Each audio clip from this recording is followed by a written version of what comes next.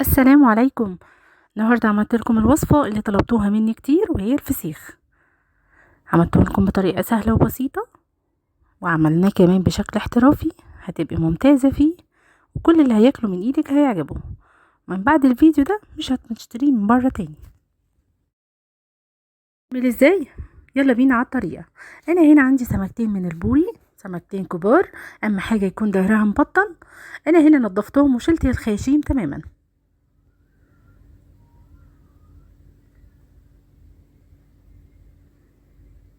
هجيب بقى مناديل من المطبخ واحطها مكان الخياشيم لمدة 10 دقايق.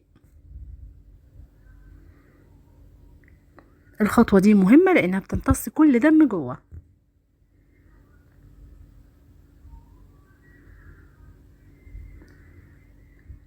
هنا بعد 10 دقايق، هنا ده شكل المناديل.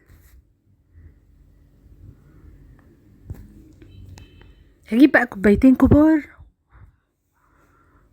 وهحط بوز السمكة في القاعدة بتاعة الكوباية. يعني راس السمكة بيبص لتحت وديلها بيبص لفوق. هنشرها لمدة 12 ساعة لحد ما تنشف معايا وشكلها يقدد.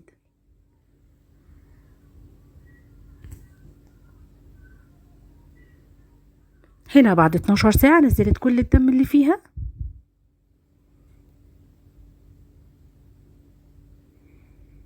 شايفين هنا شكلها ناشف ازاي؟ هنا جاهزة معايا للتخليل. مرة كمان هعمل بالمناديل زيادة اطمئنان ان ما يكونش فيه لسه دم في داخل راسها. وانا خللت بملح ناعم عادي، ممكن تخللي بملح خشن، ممكن ناعم برضو. النتيجة واحدة في النهاية وبيطلع مظبوط وممتاز. انا خللت بملح بس من غير شطة ولا كركم ولا اي اضافات.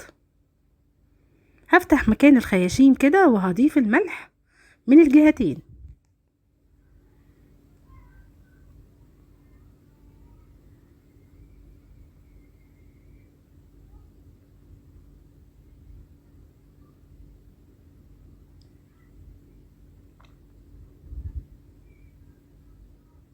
هنا خلصت كل الكمية. هجيب بقى اكياس بتاعتي، اكياس تكون نظيفة، واخر طبقات من الاكياس هنحط اللي هي الاكياس بتاعت الشوبينج بتاعنا العادي. هنا قبل ما بحط السمكة للتخليل باجي على اخر الديل وبعمل لها المساج ده، بحيث ان هي بعد السوا تكون الشوكة فصلت عن اللحمة من الداخل. هنا حطيت سمكة عكس سمكة وعملت المساج في التانية برضو.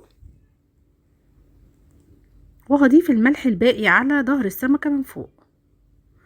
هغلف بقى بالاكياس كويس، واحط بقى شنطة داخل شنطة داخل شنطة لحد ما اعمل كمية كبيرة جدا.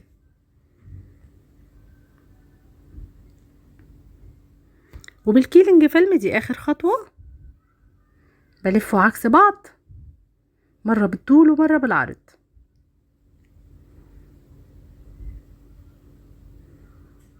واجيب بقى صينية بايركس واحط فيها الفسيخ، وهغلفه برضو بالاستراتش. هنا بالظبط خد معايا 12 يوم تخليل. كان جاهز معايا، افتحه معاكم بقى.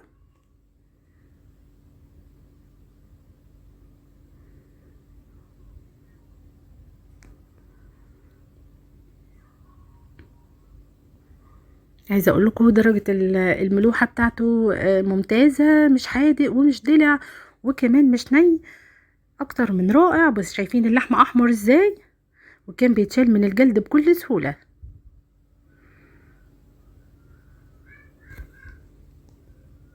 اوعدكم من بعد الوصفه دي تبطلوا تشتروه من بره نهائي. شايفين اللحم مزبت ازاي،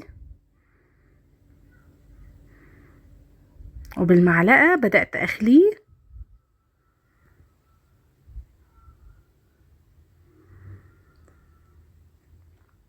وهنا الشوكه بتتشال بكل سهوله، زي ما قلت لكم حركه المساج اللي عملناها في السمكه سهلت علينا نزع الشوكه بسهوله.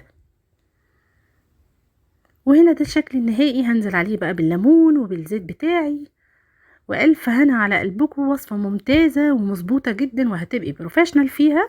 اتمنى من كل قلبي الوصفة تكون عجبتكم. يلا جربوها وقولوا لي ارائكم.